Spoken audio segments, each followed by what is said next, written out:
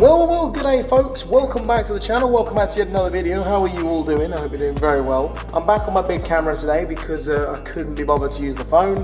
It was just too much hassle, video quality wasn't that good. So, it is what it is. But in any case, I'm making another video because we got some car parts, baby. So here in my hand, I've got a cabin filter for the Mercedes because I needed a new one because the cabin filter has just kind of not been changed ever, and there's a massive hole in it. I don't know why, probably been eaten. I have no idea. So we're going to go change that. I've also received 2 ball joints because I need to do those for the MOT, but until I receive the tool, I can't do them. So today is just going to be putting a cabin filter in. Yeah, it's not very exciting, I know, but it's better than nothing, right? So let's stop chit-chatting. Let's get downstairs and fit this thing somehow. I don't know how yet. Well, your guess is as good as mine.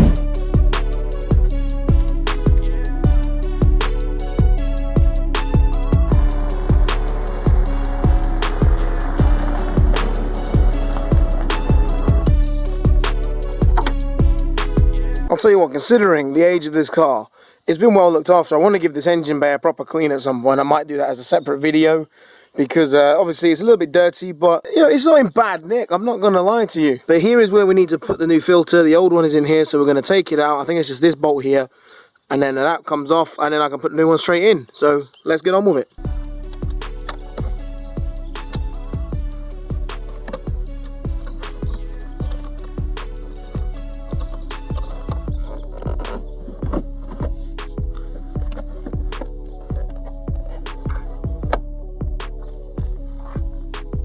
So as you can see, here's the old one. Like, we compare that to the new one that we've got over here. So there's a massive gaping hole in that. And because I suffer with really bad hay fever, it's pretty annoying if you have a pollen filter or a cabin filter with a massive fuck off hole in it. So changing that is just going to make my life a lot easier, especially when it comes to hay fever. We love it. Having no tripod with me is really making my life a misery for making these kinds of videos. Because I left it in Jack's fucking studio in Spain. You know you've got it there, you dirty pig. So for doing any kind of videos like this makes my life a living hell because I don't have a tripod anymore. Which does suck big poo-poo, but hey ho. This is literally the easiest cabin filter change in the world. And there we have it, look at that. Brand spanking new cabin filter. So out with the old and in with the new, in the words of Chris Fix. What a legend in the car video making industry. That was actually ridiculously easy, I'm not going to lie. I was expecting to have a fight because, like, if you remember, if you're watching my videos with the Fiat, everything that I used to do used to go bloody wrong. So that's a welcome change that something went right for me. Hey, let's get it all back together again. Let's just whack this back in here and then continue on with the video because otherwise it's going to be about 3 minutes long.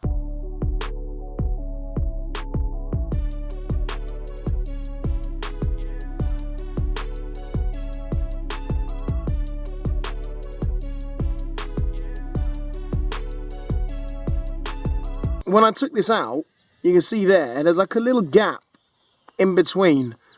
Like, I don't know if that's supposed to be there. There's one down this side as well. But, you know, that's how it was when I took it off. So that's how I'm going to leave it. I'm going to put this bolt back on and be done with that. So there we have it. As we slowly zoom in, we are done. That is done. I will clean all this engine bay one day when I can be bothered.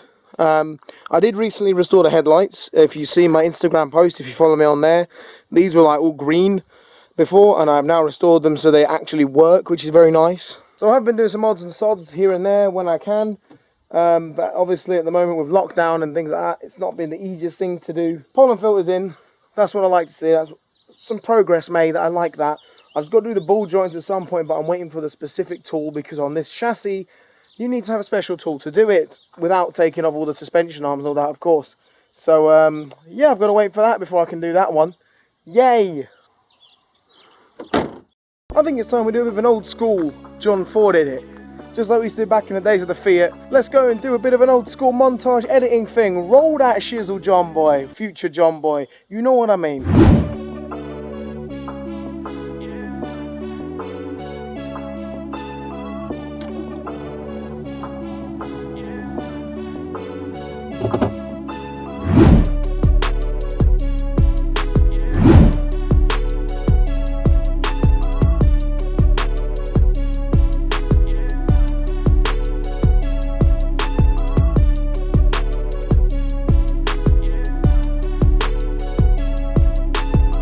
So, as you may or may not be aware, if you didn't watch the previous video, I recently acquired this Mercedes-Benz E270, and I'm going to turn the lights off because I just realised that I will drain my battery otherwise. I don't really know what to say. It's such a strange feeling. At my age, I'm like, yeah, I drive a Merc. The ladies are going to love me.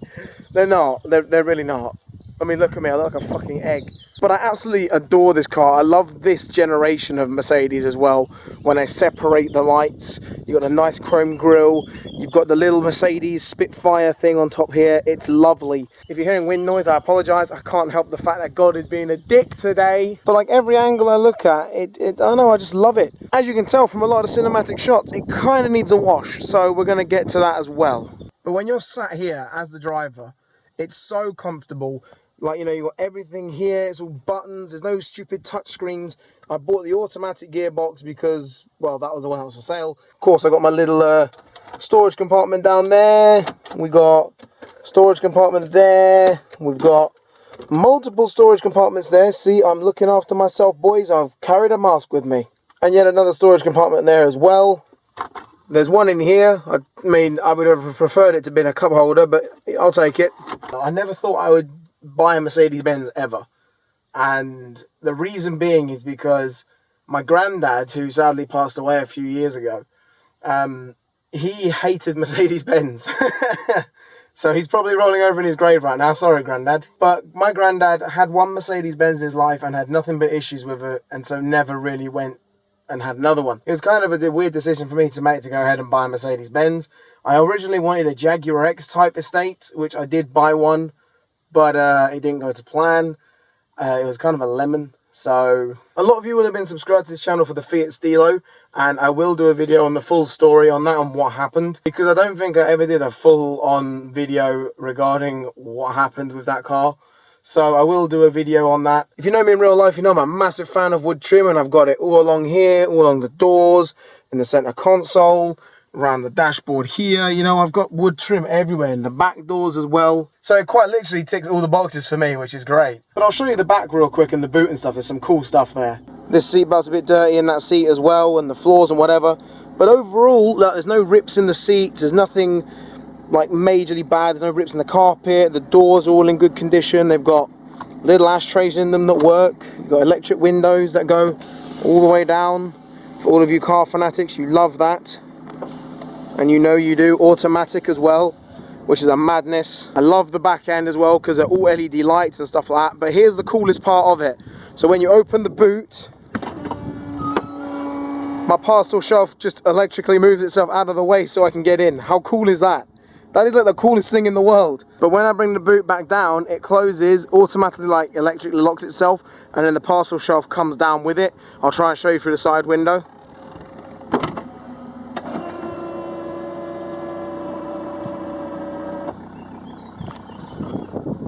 I'm sorry, how cool is that? how cool is that? I fucking love it.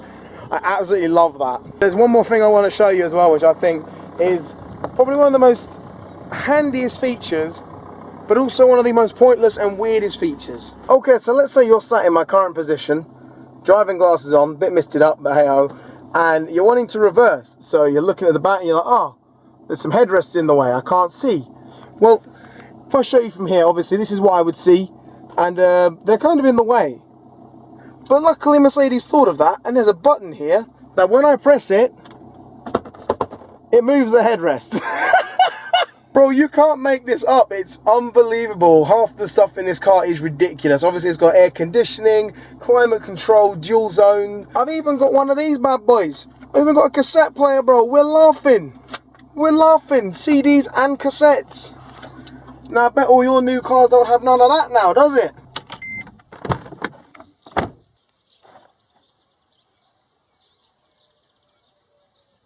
And that, ladies and gentlemen, concludes the miniature tour of my Mercedes E270. Hey!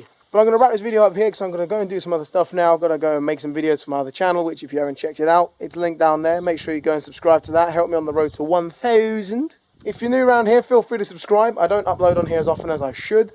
And also, just a quick reminder, I did post the teaser for Have a Smoke on this channel, the little like 50-second clip of the song. That whole song is out on SoundCloud, it'll be linked down below. We got over 100 streams in the first 24 hours, which was insane. And there's a music video coming for it in the next couple of weeks. Stay at home, stay safe, clean your hands, you dirty pigs. And try not to throw bricks through shop windows, that'd be great. Look after yourselves, I'll catch you in the next one. You got triggered from a period joke. You should go take 5, have a little smoke. Think you're a supreme leader like